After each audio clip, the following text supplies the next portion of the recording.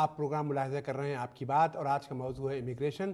ہمارے امیگریشن کے ماہر اٹارنی سلیم رضوی صاحب ہمارے ساتھ موجود ہیں۔ میں یہاں پر موجود آپ سے ایک درخواست کرنا چاہوں گا کہ جو ہمارے ویورز ہیں اور کالرز ہیں وہ اپنے سوال کو ذرا مختصر رکھیں، کیونکہ پروگرام کا وقت بہت دورانیہ کم ہے اور بہت سارے سوالات ہم چاہتے ہیں سلیم رضوی صاحب کی موجودگی سے فائدہ اٹھاتے ہوئے زیادہ سے زیادہ لوگوں کے جو مسائل ہیں ان پر ہم روشنی ڈال سکیں۔ تو مجھے امید ہے کہ آپ اپنے سوالات مختصر رکھیں گے۔ پہ جی آپ کے پاس بہت ساری ای میل آپ دبائے بیٹھے ہیں اور کچھ کہنے کیا بات ہے؟ بالکل موقع ملے تو کروں۔ میرے پاس ایک محمد آصف صاحب کی ای میل ہے، اسائلم کا کیس ہے 2002 میں۔ یہ کیس ابھی 9th سرکٹ میں ہے for last 16 months. The question is, if declined, what are the options? Well, 9th Circuit, I love 9th Circuit. 9th Circuit کہاں پہ ہے؟ کیلیفورنیا میں۔ اور کیلیفورنیا کے جو ججز ہیں وہ انتہائی لینینٹ قسم کے ججز ہیں۔ اگر اسائلم کا کیس ان کا ڈینائی، اس کی ہسٹری مجھے ایسا لگ رہی ہے، اور میں اس لیے تھوڑی سی اس کی وضاحت کرنا چاہتا ہوں تاکہ بہت سے لوگ اس سچویشن کا شکار ہوں گے جن کو فائدہ مل سکے۔ ہوا ان کا یہ ہے کہ پولیٹیکل اسائلم انہوں نے فائل کیا، اسائلم کی اپلیکیشن ڈینائی ہو گئی، یہ بورڈ آف امیگریشن اپیل کے پاس گئے، بورڈ آف امیگریشن اپیل نے ان کی اپلیکیشن فائل کر دی، اور اس وقت یہ کورٹ آف اپیلز میں ہے۔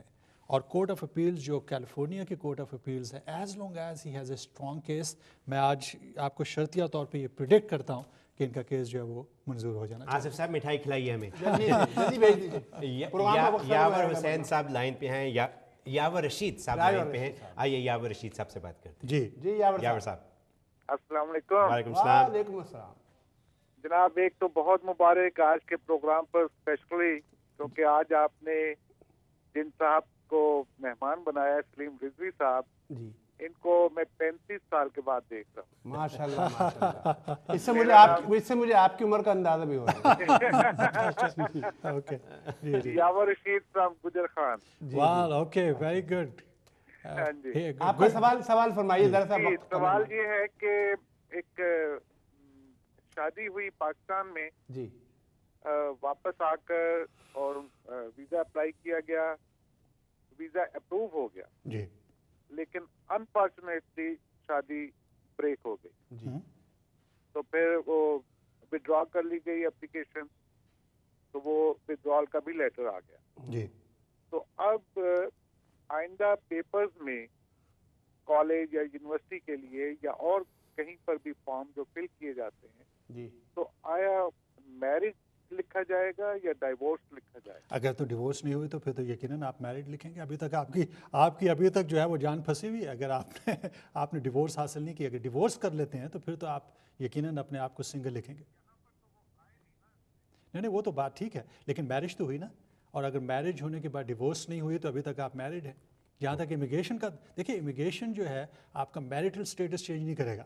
امیگریشن سے آپ یہ کر سکتے ہیں کہ آپ نے اپلیکیشن واپس لے لی، لیکن جہاں تک آپ کا میرٹل سٹیٹس ہے وہ وہی رہے گا کہ جو پہلے تھا، انلیس کہ آپ ڈیورس حاصل کر لیتے ہیں۔ اچھا، یہاں پر شبنم ہماری ایک ہیوسٹن میں، انہوں نے سوال یہ پوچھا، جی شبنم ہماری ایک ہیں ہیوسٹن میں، انہوں نے سوال یہ کیا کہ صاحب وہ یو ایس سٹیزن ہیں اور اپنے والد اور والدہ جو پیرنٹس ہیں ان کو وہ اسپانسر کرنا چاہتی ہیں، تو کیا ان کو 2 فیس دینی پڑیں گی یا ایک ہی میں دونوں کا کام چل جائے گا؟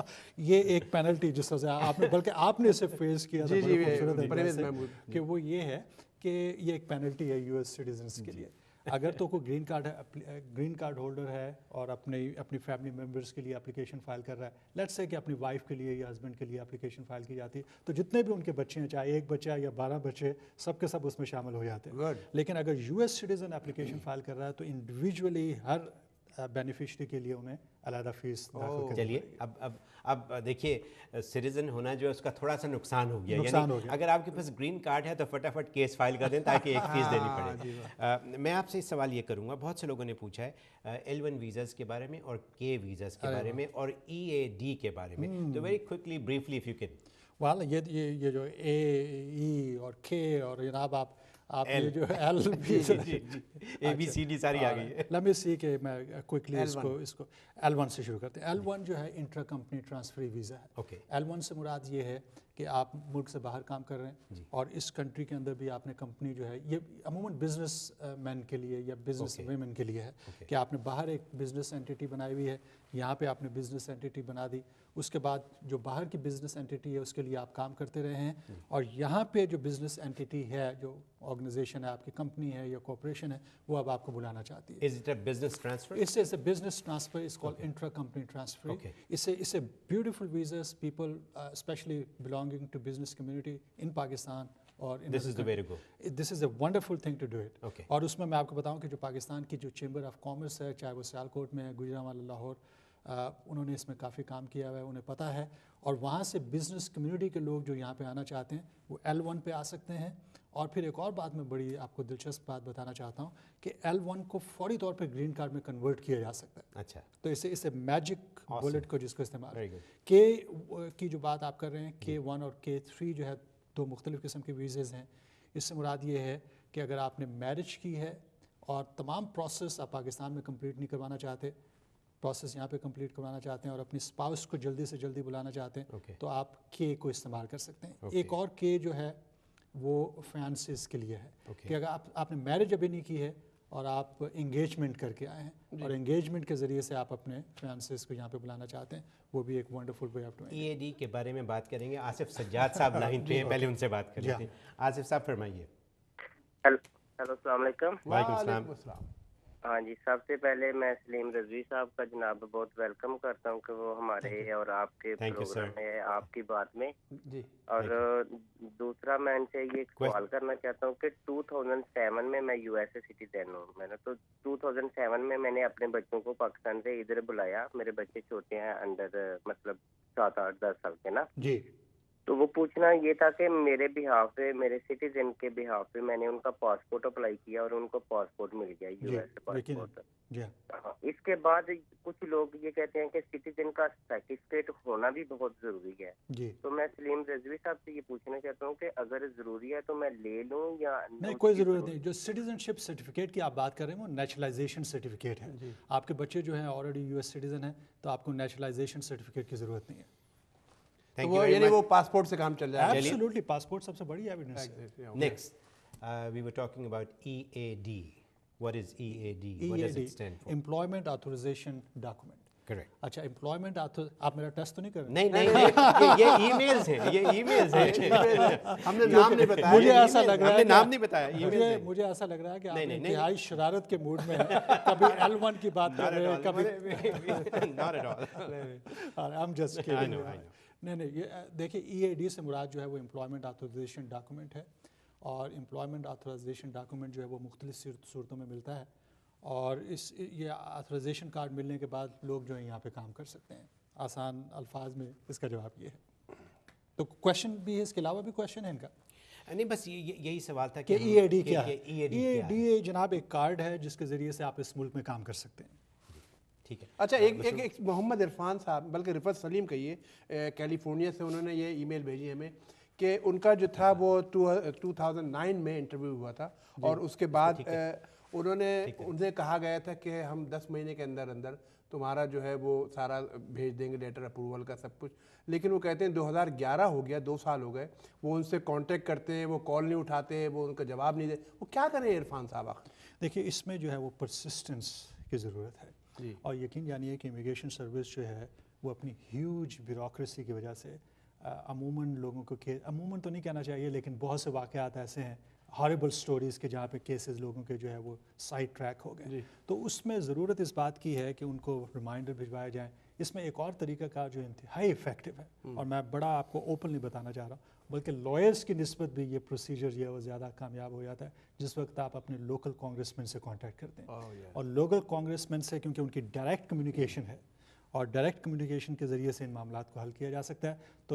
تو سٹوری جو ہے اس کی مورل سٹوری اس کی یہ ہے کہ آپ فوری طور پہ اپنے کانگریس مین کو کانٹیکٹ کیجیے اور اس کے ذریعے سے معاملات. آئیے ظہیر صاحب سے بات کرتے ہیں. ظہیر صاحب آپ آن ایئر ہیں، فرمائیے. جی السلام علیکم. جی وعلیکم السلام. اچھا، ایسا ہے، میں بغیر کا لحاظ رکھتے ہوئے ڈائریکٹ بات میں پلیز. میری بیٹی سٹیزن ہے اور وہ شادی کے بعد پاکستان میں ہی سیٹل ہو گئی تھی. اس دوران اس کے 2 بیٹیاں پیدا ہوئی وہاں. انہوں نے اپنے ہسبینڈ کو اسپانسر کیا. جی. تو کیس کا یہ ہوا کہ انہوں نے کہا کہ جی آپ کی ڈومیسیلٹی نہیں بنتی. I'm sorry، آپ کی کیا نہیں بنتی؟ ڈومیسائل جو ہے آپ ڈومیسائل نہیں بنتی، وہ ایفیڈیوٹ سپورٹ کے حوالے سے. جی ہاں اس لیے بچوں کو پاسپورٹ بھی نہیں دیا جاتا، لہٰذا آپ امیگریشن کا کیس فائل کیجیے. وہ کیس فائل کیا تو اس پہ انہوں نے آبجیکشن لگایا انٹرویو کے دوران کہ آپ کی ڈومیسلری جو ہے نا وہ پرابلم ہے، تو آپ کو ہم بتائیں گے کیا کرنا ہے. جی. تو اس کے بعد انہوں نے کیا کیا کہ ٹیلی فون پہ میرے جو ہمارے داماد تھے ان کو دیکھیے اس میں یہ ہے کہ جہاں تک ڈومیسائل کا تعلق ہے خاص طور پہ ایفیڈیوٹ اور سپورٹ کے حوالے سے انتہائی امپورٹنٹ ہو جاتی ہے. اگر کوئی یو ایس سٹیزن ایفیڈیوٹ اور سپورٹ فائل کر رہا ہے اور یہاں پہ اس کی ریزیڈنسی نہیں ہے، ڈومیسائل سے مراد یہ ہے کہ اس کا یہاں پہ فزیکل پریزنس کی ضرورت ہے. اگر وہ اس کی فزیکل پریزنس جو ہے وہ کچھ عرصے سے منقطع ہو چکی ہے اور وہ اوورسیز ہے تو اس صورت میں یہ آبجیکشن آتا ہے، لیکن اس کا حل موجود ہے. آپ ایسے کیجئے کیونکہ آپ کا کچھ کویشچن ایسا ہے کہ جس میں ڈیٹیلڈ کی معلومات کی ضرورت ہے. آپ یقیناً اس پروگرام کے ذریعے سے مجھے کانٹیکٹ کر سکتے ہیں. ای میل کر دیں akb@expressnewsusa.tv جو ہے ہمارا ابھی اسکرین پہ آ رہا ہوگا بار بار. تو آپ کے اگر وہ سوالات جو آپ یہاں پر آپ کی کال نہیں مل سکتی ہے، آپ چاہتے ہیں کہ ابھی مزید سوال آپ کرتے ہیں تو ہمیں آپ ای میل کیجیے. ساری ای میل ہم جو ہیں سلیم رضوی صاحب. اور دوسری بات یہ کہ خواتین و حضرات، کیونکہ ہم آپ کو ٹوکتے ہیں کہ سوال چھوٹا کریں، ہمارے پاس ٹائم تھوڑا ہے، بہت سی کالیں ہیں ہمارے پاس، تو اس لیے ای میل میں be a good thing for you. We have Waseem Ahmed from California. Waseem صاحب فرمائیے. السلام علیکم. میں یو سٹیزن ہوں اور میں نے اپنے ایکسٹینڈیڈ فیملی کے لیے پاکستان میں بہن بھائیوں کے لیے فائل کیا تھا دسمبر 2007 میں. جی. wanted to get an idea کہ how long will it take for them to get the دیکھیے آپ کا جو کیس ہے وہ 4th پریفرنس میں آتا ہے اور اس وقت 2000 کے کیسز چل رہے ہیں. جو لوگوں نے 2000 میں کیسز فائل کیے تھے ان کے نمبر آ رہے ہیں، تو اسے آپ ایسٹیمیٹ کر لیجئے کہ کتنا ٹائم لگے گا. اپروکسیمیٹلی جو ہے وہ 11 to 12 ایئرس درکار ہیں ان لوگوں کے لیے کہ جو یو ایس سٹیزن ہے اور اپنے سبلنگس کے لیے انہوں نے اپلیکیشنز فائل کی. And I think we are going on break. We have to go on break. خواتین و حضرات.